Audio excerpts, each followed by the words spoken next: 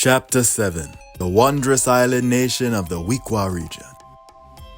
Get ready to embark on an epic expedition through my imagination as I explore the Instagram-acclaimed Leweka Region within 3 new ongoing series here on my YouTube channel.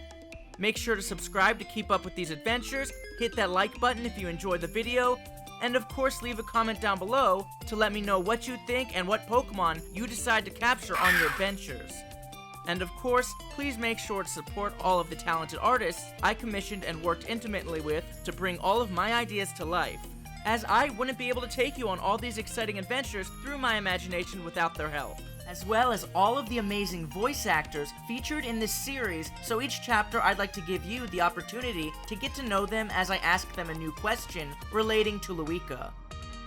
So please make sure to stay till the end of the video to check that out. My dear niece and nephew, young Anaya and Chidi, please have a seat. Your Uncle Obasi would like to tell you a tale. It won't be long before you two are old enough to succeed your father as champion of the Leweka region. A role that, unlike other regions, comes with great responsibility as ruler of Leweka's citizens. As king or queen, it'll be up to you to look after both the fine people and all the miraculous Pokemon that call Leweka home. And as you know, Leweka is by far the largest of Pokemon regions. This is because Leweka is made up of what used to be 6 neighboring Pokemon regions. Show off. To the south, you have the Karoo and the Florofimboss of the Wikwa Region, painting the Cape's coast. Upward, you have the vast jungle and swamps of the Takati region. To the west, you have the sprawling savannas and wastelands of the Awago region. To the north, you have the ancient secrets hidden beneath the arid deserts of the Akam region. To the east, you have the Nakeup region's mountainous tundra surrounding Mount Milinjaro. And last but not least, off the east coast, you have a miraculous island full of rainforests and wetlands, known as the Wikwa Region. This is the legend of how the kingdom of Leweka was formed. To the unification of these 6 ancient regions thanks to our brave ancestors. You mean the first Baobab? Don't forget champion. That is correct, young ones. This is also the story of how the Baobab Bloodline, our noble family, came into power. I hope you children have been listening carefully, as this chapter explores the last of the 6 kingdoms, the wondrous island nation of the Wikwa Region, which is easily the most tropical and, dare I say, wettest of the 6 regions, with its infamous rainforests, wetlands, mangroves, waterfalls, beaches, lagoons, and coral reefs. Not to mention plenty of rain. In addition to a unique rocky area known as the Stone Forest, made up of rocky formations, and like most of the other regions, its own grasslands and even its own semi-desert-like area, all of which featuring a variety of colorful Pokemon species unique to the tropical Wikwa region. As exciting as all that is, the last chapter left off on a cliffhanger. After the Divine Pokémon Horaskai soared down to capsize Sefu's pirate ship. Ancestor showed up on the mountain to make the volcano erupt in the Nakeup region. Well, our ancestors' friends, having escaped Cetera's wrath atop Mount Milinjaro, managed to make their way off the mountain and down south into the Ukuvu region, where tribe leader Nandi offered them refuge within Husa village, as they discovered their plans of retaliation in preparation of the Divine Pokemon's next strike. Luckily, Nandi's psychic visions of the future provided them with the upper hand, but Nandi foresaw that it was our ancestors' destiny to defeat these deities. She just wasn't able to see exactly how they'd be able to do that. How convenient. And you never told us what happened to our ancestor after the attack out at sea. Well, as I mentioned, our ancestor managed to escape in the mouth of Whale Lord thanks to Pirate Captain Sifu's last-minute effort using his Water Tribe wand to try to save our ancestor after his betrayal. That's nice and all, but they would have never been in that situation if it wasn't for him. So, I don't think that makes things right. I forgot to ask, what happened to young Amunette? She snuck on board the ship, so how did she manage to get off? Yes, or don't forget, due to their connection to the Divine Pokémon, Osai River, ruler of the afterlife, she was able to use water to freely travel to and from that realm. So that's exactly what she did to escape the sinking ship. That's quite remarkable. So how did our ancestor get out of that Waylord's mouth? I can't imagine it was too pleasant in there. I'm sure it beat being caught by Horasguy's razor-sharp talons. Well, when you put it like that, it doesn't sound so bad after all. Apparently, our ancestor woke up on the shores of the Wikwa region. How they got there is a mystery. I'm assuming the whale lord delivered them. If so, that's one smart and thoughtful Pokemon. I like to believe all Pokemon are that caring, or at least have the potential to be. Anyways, after composing themselves, our ancestor explored the shoreline, encountering plenty of spectacular Pokemon we've already discussed in the other regions, along with Wikwa's beautiful beaches, which rival those in the Wikwa region, like Cluero Beach, as the water surrounding the tropical islands is crystal clear. Water-tribe Pokemon like Wingull and Slowpoke? Yes, to name a few, as well as grass tribe members such as Executor or Tropius besides its tropical trees. And flying tribe Pokemon like Watcho, perched in their trees or flying around besides Leweka natives Hupyro and Volcrane. Or the no-good Pyrat or Caparot line of the flying and dark tribes plundering berries and other treasure from the people and Pokemon unfortunate enough to cross paths with them. These two Pokemon are found all throughout the Wikwa region.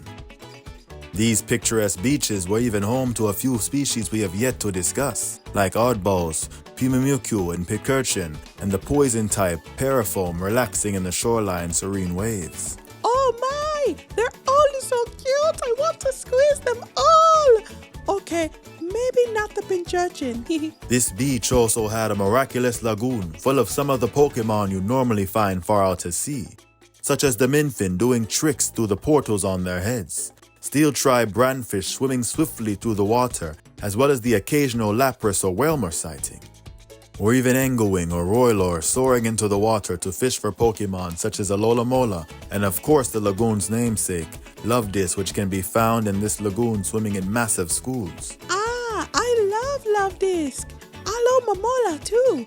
I actually used to think Luvdisc evolved into it. Wait, it doesn't? Nope. Well, that's weird. They look so much alike. You'd think they're at least related or something. Many people speculate them to be, especially as Alola are normally very nurturing to Lovedis, helping to protect them from larger predators in the water. Ah, that's so sweet. We haven't discussed either of these species yet in the story. Are there any other Pokemon we haven't discussed already in the other kingdoms? Why, of course. Pokemon such as the Ghost Tribe Frillish line, which appear differently depending on its gender, the colorful but crash Bruxish, and most importantly, two Fire Tribe variants that have seemingly vanished today for Goldeen and Seaking, which were often found in Wikwa's waters. Wikwawi and Goldeen's beautiful tail fin burns brightly even underwater, protecting it from predators as it's too hot to swallow. Unlike its Cantonian counterpart found in fresh water, this variant is usually found in salt water. However, it evolves into Seaking at level 33. Wikwawi and Seaking would use its horn to bore holes in beds of coral, making nests to protect its eggs from predators, using its fiery fins to keep its eggs nice and warm. With a signature move, Heat Bubble, which lowers the target's accuracy as well as potentially leaving it with a burn. In fact, this Pokemon actually was used by a member of the Wikwa tribe, the exquisite Tiana. Wow, she really is beautiful. Yeah, she's a Fire Tribe member for sure. She's hot. Chitty! She is often described as an extraordinary beauty, which makes a lot of sense given she is said to be an ancestor to Matod Nessa, who happens to be a water tribe gym leader in the Galar region. She's also said to have relatives in the tropical Zone region, which is quite similar to the Wikwa region in many ways. Only much bigger. Then the Wikwa region, sure, but nowhere near as big as Leweka as it's made up of 6 regions. Well, that's true. Leweka is the largest of Pokemon regions after all, since the unification of the 6 kingdoms. Now please tell us more about Tiana. Ah yes, thanks for keeping me on track, Anaya. Our ancestor encountered Tiana shortly after arriving on the island. She was happy to see them, as if she's met them before. This is because she apparently was caring for them after they washed up on the shore of the Wikwa region. Having pulled them out of the waves, she was actually just on her way back to our ancestor with some fresh water to give them. How kind of her. Looks like Hail and Sanyu has some competition. Tiana actually already had eyes for someone else of the Wikwa tribe, but more on that later. Tiana was just as beautiful on the inside as she was on the outside, always doing whatever she could to help take care of her tribe members and even the wild Pokémon of the Wikwa region. She knew how to make the most of the Wikwa region's natural amenities and was typically found fetching fresh water along with other female members of the Wikwa tribe, carrying it in a wooden basket atop their heads back to the village. But she also spent most of her time in the ocean swimming alongside the region's water Pokémon, who she has befriended over the years. But the most miraculous thing happened since our ancestor washed up on the shore and the shipwreck. So did Elemage's water tribe wand. Oh wow! That is a miracle indeed! Nice. I was wondering how our ancestor was going to find it at the bottom of the ocean. Seems like Elemage used its power over the elements to help it find its way to them. Anaya, I have to say I've never thought of it like that before. I think you may be onto something. Anyways, after recently acquiring Sifu's washed-up water tribe wand, Tiana could now command all of the water tribe Pokémon she had befriended over the years. Although, to be honest, I'm sure most of which would have listened to her even without it. Please tell me they had a Pokemon battle. You're in luck. They did participate in a friendly Pokémon battle, as Tiana was itching to test out the power of her newly acquired tribe wand, knowing very well what it was capable of after seeing members within her tribe wield one. So after making sure our ancestor and their Pokémon were okay and healing their Pokémon, she challenged our ancestor to a friendly battle to test their character before bringing them back to her tribe. She used water tribe Pokémon such as Lumineon, Ferocious, Dimenfin, and of course her ace, Wikwa Seeking. Their beachfront battle was said to be quite the spectacle, as Tiana would have her water tribe Pokémon make the most of the lagoon. After the battle, Tiana, exhilarated by the whole experience, happily guided our ancestor to her village, which required them to make their way through the Wikwa region's massive rainforests, rivaled only by those of the tropical zone region. I'm assuming these rainforests had similar Pokémon to those found in the jungles of the Takati region? A few, such as Cocobat hanging from trees amongst fruit, or its evolution, Jungleite soaring through the treetops along with Pokémon such as the Canon line, beautiful Pishock dazzling with their electrified plumage, or the rowdy Owltoad or Baratoad poisoning those around them with their signature move, Noxious Noise. Covens of the Natike and Voodoo lines using berries to perform rituals, as well as plenty of bug tribe Pokémon we've already discussed, such as the puppeteer Pokémon Marianasect or the nightmarish dream-weaving Nightmarak.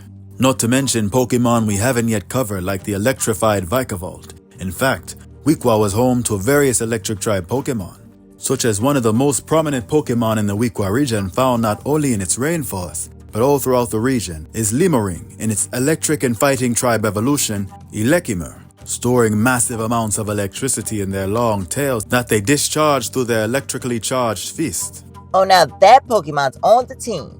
Lemurring are found just about everywhere in the Wikwa region, so if you ever visit, I'm sure you'd have no trouble finding one. Some other Wikwa favorites you couldn't find in any of the other kingdoms were counterparts Oranguru and Passimian, and a colorful psychic tribe variant of the Kecleon line found in Leweka today, alongside its regional evolution, Chromeleon. Like the normal tribe variant of Kecleon, these psychic tribe variants could still camouflage themselves, but even so were unwillingly to hide unless absolutely necessary, as they like to flaunt their dazzling colors using their colorful patterns to hypnotize others. This regional form sounds like it was full of tricks. You can say that again. It was, or is, quite remarkable.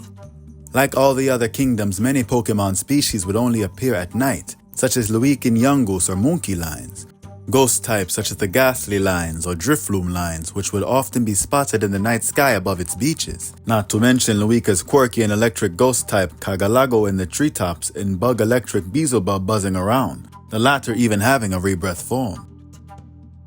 That's my BFF Zola's partner Pokemon. Maybe one day it will be able to call upon the Pokemon Rebirth. With everything that girl has already accomplished at her age, I wouldn't doubt it. Although, one of the most important regional species found throughout the Wikwa region, including its rainforest primarily at night, is now the extinct grass and dark tribe variant of Helioptile and Helioisk, as they, much like their normal and electric type counterparts, who would use the frills on either side of its head to absorb sunlight during the day, they'd absorb moonlight. Wikwa and Helioptile can use the energy it absorbs from the moon into surrounding plant life. Its connection to the moon is so strong it would even evolve into Helioisk in the Wikwa region, using a moonstone instead of a sunstone, like the typical variant of Helioisk found today. Wikwa and Helioisk uses its razor-sharp leaf tail to chop down trees, with it becoming even stronger beneath the full moon as it basks in its light. After venturing through the rainforest, our ancestor made it to the Wikwa tribe's village known today as the island's capital, Madarivo City. Now, while Wikwa is full of various villages and towns in the rainforest or along its tropical coastlines, Madarivo City is the largest settlement today, a lively city in the region's highlands and the outskirts of the rainforest surrounded by rich history like that of this very story. This village not only housed the members of the Wikwa tribe, but several Pokémon species they lived alongside such as Pikachu and Eevee or the Tyroglide. As together they worked in harmony with one another to create this charming community, as powerhouses such as the Exterminate or Machamp line helped carry lumber and build its homes. With help from psychic Pokémon using their telekinetic abilities such as the Alakazam or Gardevoir lines, Pokémon such as Chansey also help nurse wounded or sick Pokémon back to health. They didn't have a Loviate in the Wikwa region like in the other 6 Leweka kingdoms? No, they did, found in some of the region's shrubland areas, but at this time they hadn't fully uncovered its medical marvels, so Chansey was more commonly used. Ah, that makes sense. It was here in the village of Madarivo our ancestor was greeted with open arms by the Wikwa tribe's elderly leader, Fali. She's so cute. Now even the people are cute. You really can't help yourself, sis. Tribe leader Fali had decades of experience living beside Pokémon, as the people of Wikwa didn't fear them like most regions, but rather lived alongside them in harmony, enjoying the natural amenities offered by this tropical island nation. But don't let her size fool you. Much like your grandma Tamala, this sweet old lady, while soft-spoken, was a lot tougher than she looks, as she was even the holder of Elemage's Rock Tribe wand, allowing her to command sturdy Rock Tribe Pokémon, such as our companion, constantly helping to look after her as she grew older. She is said to be an ancestor of both Rock-type specialist Grant from the Kalos region and Olivia from the Alola region. Tiana would tell tribe leader Fali of how she found our ancestor on the beach and the terrible shipwreck they endured after being attacked by the Divine Pokémon, or Sky. However, Fali, whose memory was declining, asked her to repeat herself. Sounds like she had dementia. What now? Something old people get that makes them forget things as their memory fades. Oh yeah, she's old as dirt. I'm sure that's what it is. Now, Chidi, that's no way to talk about your elders. What? She is, especially now. She's literally in the dirt. After finally processing what Tiana had to say, tribe leader Fali would tell our ancestor how sorry she was for everything they have been through, as she comforted them, offering them a safe place to stay in the meantime and some food while they figured out their next move, asking in return if they could help her and the people of the Wikwa tribe with a problem of their own, as she needed their help finding something dear to her. And what was that? Why, she actually couldn't remember, but she knew it was missing. Tiana then reminded her, telling our ancestor one of Feli's strongest Pokémon, who was known to be a gentle giant acting as a guardian to the people and Pokémon of the Wikwa region, had suddenly become violent, terrorizing the village and running away for reasons unknown. Sounds like it was chosen by the Divine Pokémon as the region's monarch Pokémon. Precisely, Anaya. King of the Isles. That's quite unfortunate. Not only does it sound like her health was declining, but now one of her best Pokémon betrayed her too. I think she was more worried about it more than anything, possibly even confused, as she would often try to use her Rock Tribe wand to call upon it with no luck, constantly learning of its absence over and over again, an absence the whole tribe felt as it was a great asset to them. Now that is really sad. I can only imagine how hard that must have been on her and the rest of the Wikwa tribe for such a powerful Pokémon to suddenly turn like that. I'm sure our ancestor had no trouble taking out that big piece of rotten broccoli. They said they'd be happy to try to help find it, but Fali insisted that they take a night to relax as they had just gone through so much, only to then turn around and ask who they were. Tiana told Fali not to worry, she'd explain everything as she sat her down before showing our ancestor to their lodge for the evening. In the morning, our ancestor was greeted by Tiana, who asked for their help fetching some water in the nearby stream in the region's golden grasslands, before venturing out to look for the monarch Pokémon. The golden grasslands. That sounds magnificent, but I'm sure it has a lot of the same species as the grasslands found in some of the other kingdoms, like Gazap, Lidlia, Blitzel, Banfi, or the Giraffaric lines. Actually, you'd be mistaken. While these grasslands shared a few similar species to those found in other kingdoms such as Perkushel and Tortempo, Lizator and Ninkator, in addition to a handful of flying and bug tribe Pokémon, these species you just mentioned actually weren't found on the island of Wikwa. Instead, you find prominent Pokémon we've discussed already in the Wikwa region, such as the Lemering line, Pokémon such as Growlithe and Arcanine and Kangaskhan hopping around, as well as the Wikwa region starter trio today, Gearoot, Jimfant, and Hesir. After fetching some water and berries from the grasslands with Tiana, she took our ancestor to the monarch stomping ground, Baobab Alley, where Fally apparently first encountered it, a trail alongside wetlands filled with enormous baobab trees. You know, the ones our family is named after. This path was also home to the rock tribe Balbalgus, impersonating the baobab tree, an evolution of Sudowoodo found in the Wikwa region at this time, with its own signature move, a rock tribe move that was also treated as a grass type move, which would come in handy in its rebirth form, as after fainting while holding the arcane soul Ankh, it would be reincarnated as a grass tribe Pokémon, as it was finally an actual tree rather than just impersonating one. Speaking of which, Balbogus was the missing monarch Pokémon, King of the Isles. Tribe leader Fally asked our ancestor to find, as she was worried about her dear friend. Although this area of course home to another Balbogus and the rest of the Sudowoodo line, and various other species such as Tailo and Swellow soaring through the sky. Bug tribe Pokémon like the pesky Virusquito, Shy Shuckle, hives of Combi often at war with Combadge, the Burmy line and its lush plant coat, Spinarak and Ariados crawling throughout the trees, Yanma and Yanmega fluttering around, Surskit skimming across the water, Masquerain dancing to the sky, especially when it would rain, which was very common in the Wikwa region, bringing with it plenty of other Pokémon such as the Glum Gudra line, Toxel and Toxtricity, and the form-changing Gas form. Another commonly found bug tribe Pokémon in the Wikwa region was the Laverne line, but unlike in the other kingdoms, Dracoon's two behemoth dragon tribe evolutions, Dracomoth and Dragoliath, could be found in the wild here in Wikwa. Those are some scary big bug Pokémon. You could say that again. Dad has one of those Pokemon on his unbeatable team, a dragon tribe Pokemon. That's right, Dragoliath. What an amazing Pokemon. But I myself would love to capture a beautiful Dracomoth. Both evolutions would make a fine addition to any Pokemon trainer's team.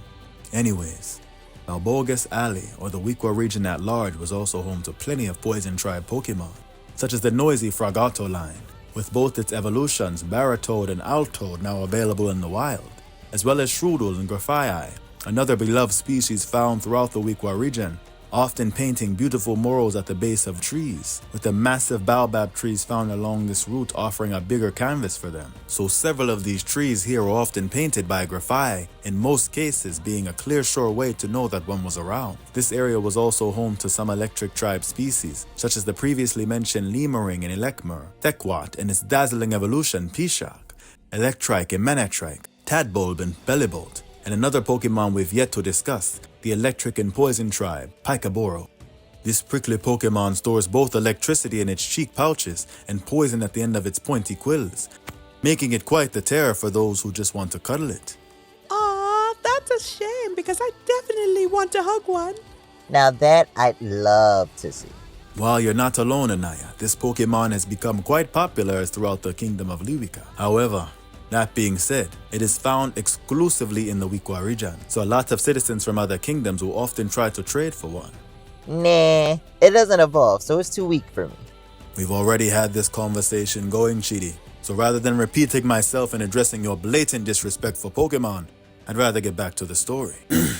Now, where was I? Ah, yes. After fetching water and taking a quick detour to the Balbogus Alley in search of the monarch Pokemon with no luck, they did happen to find a set of its footprints leading further into the adjacent wetlands towards Wikwa's waterfall. So did they go after it? Not yet. First, they had to return to the village with the water and to share their findings with tribe leader Fally. On their way back to the village, they saw a trainer flying through the sky on the back of a Pokemon, as Tiana rushed back to the village in excitement. After arriving, it seemed the rest of the Wikwa tribe was just as excited looking up in the sky with glee, as the trainer descended from the sky on the back of a Pidgeot. Who? A valued member of the Wikwa tribe, Andri, who landed in the village on his Pidgeot, who he seemed to control using the flying tribe wand. Ah, the last of the 18 tribe wands. Not only did Andri wield the flying tribe wand, but he is said to be an ancestor of Gym Leader Faulkner from the Johto region, and, oh dang I forget her name, but he is also thought to be related to a flying-type gym leader off in the tropical zone A region as well. She is a glorious trapeze artist who soars through the sky along with her flying Pokémon, dazzling audiences. Wow, she sounds amazing! I hope to meet her one day. Young Anaya, while the world might be big, it is also small. I'm sure you will. Now, what does this Andre have to do with anything? Well, he was from the Wikwa tribe and searching for Balbogus on behalf of tribe leader Fally as she's limited due to her age. What a gentleman! His childhood friend, Tiana, surely seemed to think so. So he must be the guy she was in love with. Yeah, no one cares. Tell us about his Pokemon. His partner Pokemon was his trusty Roylor, helping him fish for food, which often led to him encountering Tiana while she fetched water for the tribe. They would often have conversations by the water, getting to know one another quite intimately over time. Aw, that's so cute! Did they end up together? Sadly, I don't think their love ever truly blossomed, as he was a free spirit traveler and didn't want to be tied down to anything or anyone.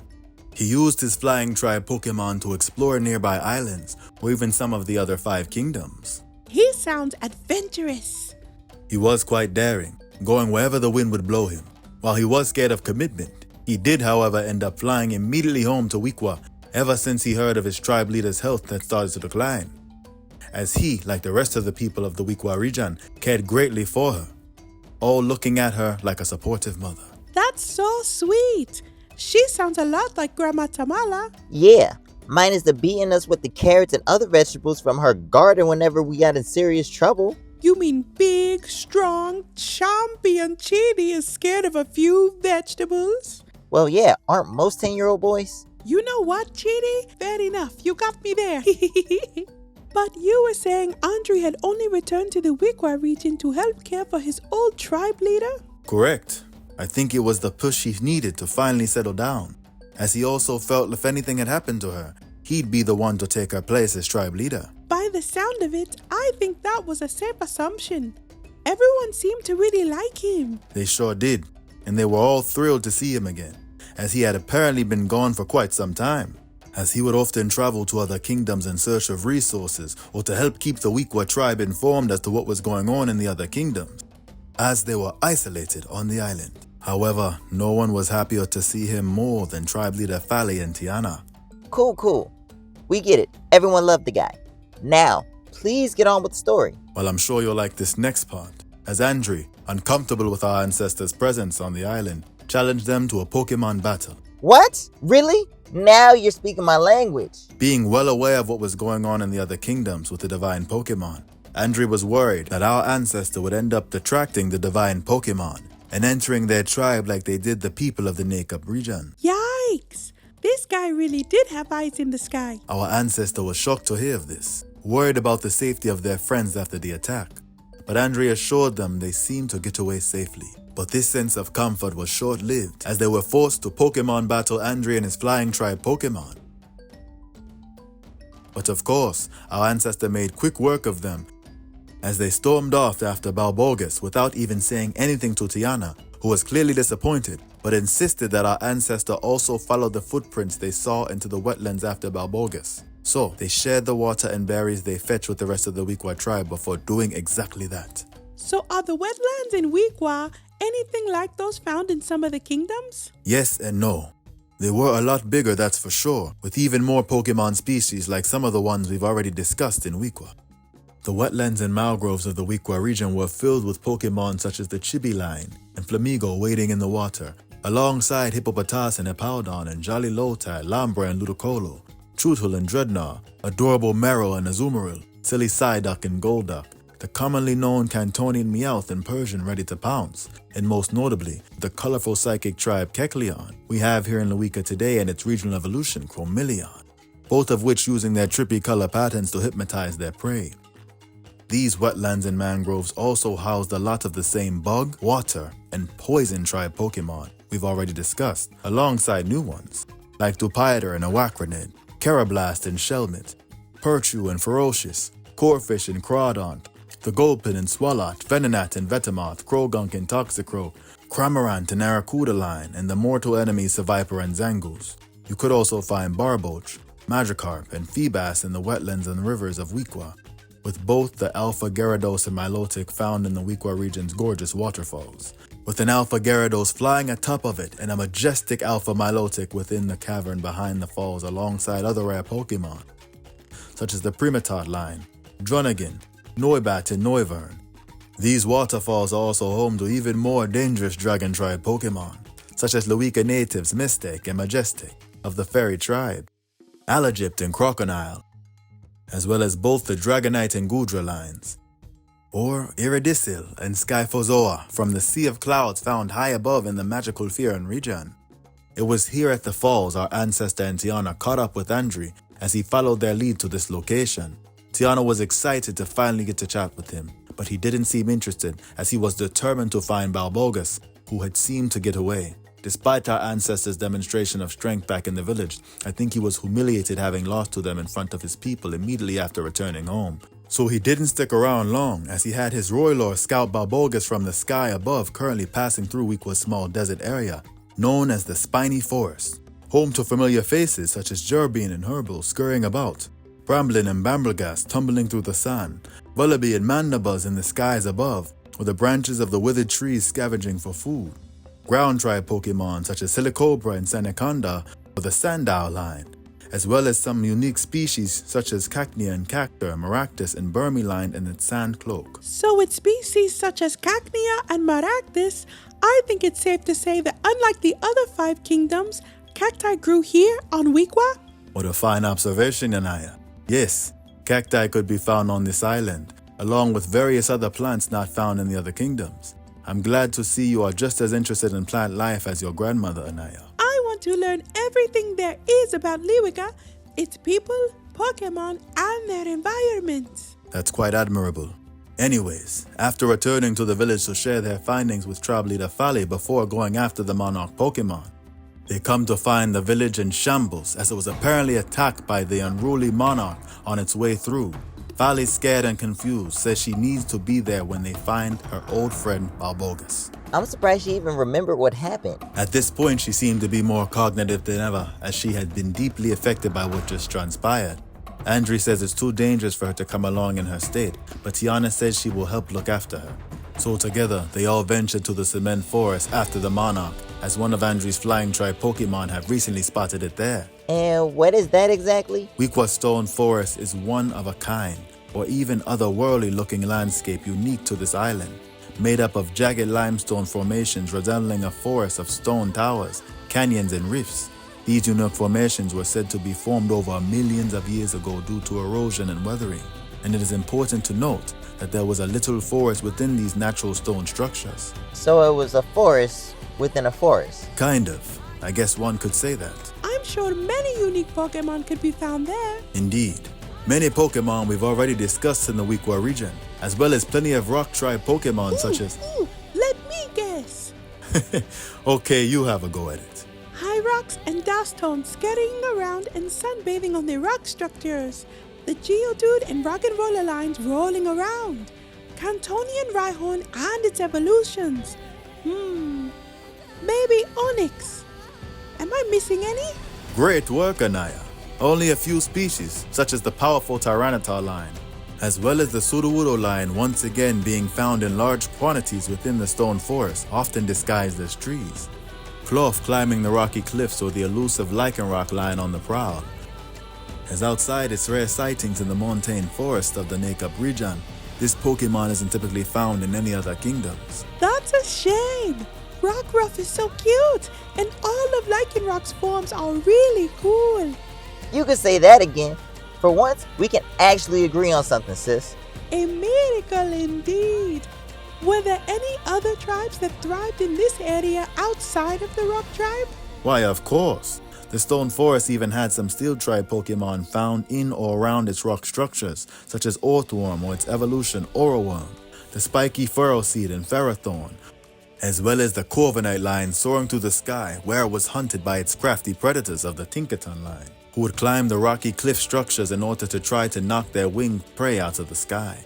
How savage. Sounds like my kind of Pokemon. Uncle Obasi forgot to mention that it's pink. Ew! Okay, never mind. Sounds like a girly Pokemon. Yes, because all pink Pokémon must be owned by a girl. And the cement jungle housed plenty of Pokémon outside of the Rock and Steel tribe, such as Pansimian and Oranguru, or Seviper and Zangoose, not to mention plenty of other species found throughout the wondrous island nation of the Wikwa Region. All of which I'd love to encounter one day, although I'm eager to hear what happened after our ancestor got to the stone forest. Well, first they had to return to the village where they shared the whereabouts of this Pokémon with tribe leader Fali, as they knew if anyone could calm this Pokémon, it would be her, as it was her companion. Not to mention she had that rock tribe wand. I'm sure our ancestor had to use it to battle this Pokemon. Oh, why yes, that much is true. How astute of you. Astute? It means perceptive. Stop using big words to insult me. He was complimenting you. Well, it doesn't take a genius to figure out where he's going with it. I've heard enough of his story to already know that much. The ancestor always borrows the tribe wands to battle the monarch Pokemon of the region. I mean, you're not wrong, Chidi. Fali accompanied our ancestor to the stone forest, offering them some of the region's rich history along the way, and her tribe wand after finally finding the monarch Pokemon. King of the Isles, along a rocky cliff lined with the stone forest's iconic spiky stone structures. Fali couldn't seem to get through to the monarch Pokemon, and even attacked her. Luckily, our ancestor was able to get her out of the way in time, but being so fragile, she did manage to hurt herself, as her feelings were even more hurt after being attacked by her old friend like this. I can only imagine. So she gifted our ancestor her rock tribe wand to do what was necessary and battle the monarch Balbogus in this rocky arena, having to not only avoid Balbogus's attacks such as the boulders it would hurl at them, but the stone forest rocky spikes. Some of Balbogus's boulders would roll or even bounce around the battlefield almost like ping pongs along the rocky formations, giving our ancestor a lot to contend with, in addition to the monarch's powerful close combat attacks, as it would swing its branches like arms or stomp the ground trying to crush them. But after learning how to successfully avoid its attacks and navigate this dangerous arena using the magical powers of the rock tribe wand, our ancestor was able to weaken it and trigger a traditional Pokemon battle, using their Pokemon to overpower it, which wasn't easy due to its high defense, but they never gave up hope. Neither did tribe leader Fali, who towards the end of the battle bravely intervened, putting herself in between our ancestor and one of the monarch's attacks, finally managing to break through to it long enough for our ancestor and their Pokemon to finish it off. Yay! So afterwards, did Balbogus reunite with Fali? It did indeed. Thrilled to see its companion, and confused as to what had happened to it. I mean, what did happen to it? And all the other monarch Pokemon again? They were awakened by the Divine Pokémon, as each monarch Pokémon was sent on their behalf to try and conquer the other kingdoms. Oh yeah, I remember now. After being thanked by tribe leader Fali and the rest of the Wikwa tribe for their help, they agreed to do whatever they could to help the other 5 kingdoms stand up to the Divine Pokémon, agreeing to unify on one condition. And what was that? If they were able to defeat her in a Pokémon battle, as if she was going to leave the fate of her people and kingdom in our ancestors' hands. She had to vet them for herself in a Pokémon battle, as she used her rock tribe Pokémon including Balbogus and its rebirth form to showcase her strength, which, while impressive, especially for her age, was no match for our ancestor who battled circles around her. Afterwards, she gifted our ancestor with the rock tribe wand, stating they needed for the battle to come. Our ancestor thanked her, but said for this union to commence, they would need her to travel to the Husa village with them to meet with the other tribe leaders of the other kingdoms and come up with a solid plan to defeat the Divine Pokémon before unifying and combining their forces. However, Fali felt she was too weak to travel that far, especially after everything that just happened, so Andre offered to fly there and represent the Wikwa region on her behalf. She thanked him, as her and Tiana wished him a farewell. Tiana was sad to see him go so soon after returning, but knew it was for the best, as they shared an awkward hug, as he thanked her for all of her help. Aw, that's sweet. So, did he give our ancestor a ride? I mean, couldn't they just use their own ride Pokemon, Flygon, to fly there? They actually ended up going down to the shoreline at the other end of Wikwa, as Tiana said she had something she wanted to show them before they left. This beach had a lot of the same Pokemon as the beaches on the other end of the island, such as the cunning dark and flying tribe Pirot and Capirot, Seagar and Seascore, Finnefi and Donphinny, but was part of a massive coral reef filled with even more unique Pokemon, many of which not found anywhere else, such as Corsola and poison-type Parafoam, the beautiful Finneon and Luminion, Binacle and Barbanacle, the Horsey line, Frillish and Genescent, Marini and Toxapex. Of course, this reef was also home to plenty Pokemon we've already discussed, such as Wikwa, Goldeen, and Seaking from earlier in the story, Leweka natives Dimenfin and Brandfish, the Clampearl line and Staryu lines, and Fira natives such as Searimp and Lobstew. But one of the most prominent Pokemon in this biome was the thought to be extinct Relicanth, and its evolution, Archaicanth, which sadly has since gone extinct. This prehistoric species was found deep at the sea in ancient times, using its tough rock-like scales across its massive body to protect it at the darkest depths of the ocean. Wait, from what I remember, I thought Relicanth's Dex entry said it hasn't changed forms in over 100 million years. Impressive, Anaya, but I believe historians are referring to its form. It hasn't adapted any new forms like many Pokemon over the years or in certain environments, but there was a time it could evolve. So what changed? At this time, Relicanth could only evolve with the thought-to-be lost item which could be found in this coral reef, known as the Crystal Conch. Like many of the others at this time, this Pokemon had a signature move, Ancient Abyss, a water tribe status move that lowered all of the target stats. Now that move sounds quite remarkable.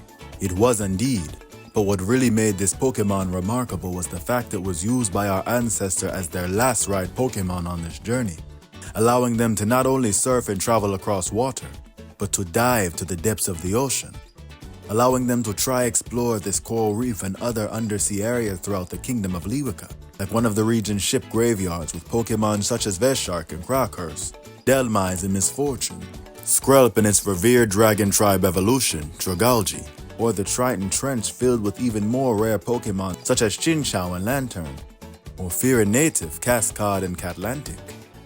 Finally! I'm sure having this right Pokemon would also help our ancestor explore various other bodies of water throughout the other kingdoms to their fullest, such as the Silly River, Spoko Swamp, the region lakes, or wetlands. Yay! Everything's finally coming together. I just know it's going to be epic. So our ancestor, after traveling out at sea, ended up back on the shore of Cluero Beach, where Amunet, who emerged from the water coming from the afterlife, greeted them, telling them they have no time to spare. According to Osai River, the other two divine Pokemon are outraged and ready to strike. Oh no, I hope they didn't take a beach day this time around. There was no time, and they still had to travel through the Florifimbos before ending back at Husa Village, where everyone was waiting for them. Especially tribe leader Nandi, who had a look of terror across her face, as she told her ancestor she had stopped receiving visions of the future, worried what that could mean for their fate. But while she made it clear nothing is set in stone, she said she was still confident our ancestor would be the one to defeat the divine Pokemon and unite the 6 kingdoms as they did in her initial visions. I mean, considering you're telling us this story today, I think it's safe to say she was correct. Well, of course. But our ancestor and no one else knew this at the time, as the circumstances couldn't be any more dire. So our ancestor, after being reunited with the rest of their tribe's people and the other friends they acquired throughout their journey, all of much were thrilled to see them make it in one piece and ready to discuss the unification of the 6 kingdoms and their next move against the divine Pokemon. Tribe leader Nandi welcomed the foreign tribe members of the outside kingdoms and proposed her ideas for unification to them. As she held it up to a vote, they all agreed one by one. That was until they got to Ganiru. Wait, what? I thought they were friends with Ganiru at this point. Yeah, what gives? They were friends, but Ganiru is still the same hothead as before. And after losing his tribe leader Diallo to the divine Pokemon, he said he couldn't in good faith leave the fate of all 6 kingdoms in our ancestors' hands without one final test, as he believed, thanks to his training as a fierce warrior of the Awago tribe, it would take a warrior such as himself to go to war with the divine Pokemon. So he challenged them to another Pokemon battle with his team of Dragon Tribe Pokemon, having grown immensely stronger since their last battle. Especially with the addition of the former monarch, Nakapi and Dragapult and its rebirth form. You know I love a good Pokemon battle. Yes, we know, but we obviously know our ancestors defeated him, so what happened next? Ganiru then joined in with everyone else, giving our ancestor his vote on behalf of the Awago tribe to lead this new unified kingdom we know today as Leweka. Yay! But this ceremony was cut short, as the Divine Pokémon both arrived in Husa village, cornering everyone as they began to wreak havoc, laughing at the people's plan to rebel against them, saying even together they stood no chance against their might. They were superior species. Nandi and the other tribe leaders tried to get everyone to safety, but Satera managed to spot young Amunet. Realizing she was a traitor to the Akam tribe, he viciously chased after her as Hilasanyu offered her refuge in her hut, which was no match for Satera, who tore through it with ease, cornering them, ready to finish them both off with one foul swipe. But just as he did, our ancestor dove in front of Sanyu to protect her, ending their life. Wait, what? You heard me correct. They had fallen at the hands of the Divine Pokémon. I'm so confused. And with them out of the way, afterwards the two Divine Pokémon managed to capture the rest of the tribe's people, taking them to the Akam region where they'd hold them prisoner. This obviously can't be how the story ends. Seriously? You can't just leave us hanging like that, Uncle Obasi? Please tell us, what happened next? You are right, this isn't the end of the story. There's one last chapter left as our ancestor was sent to the afterlife, where the Divine Pokémon Asai River was waiting for them.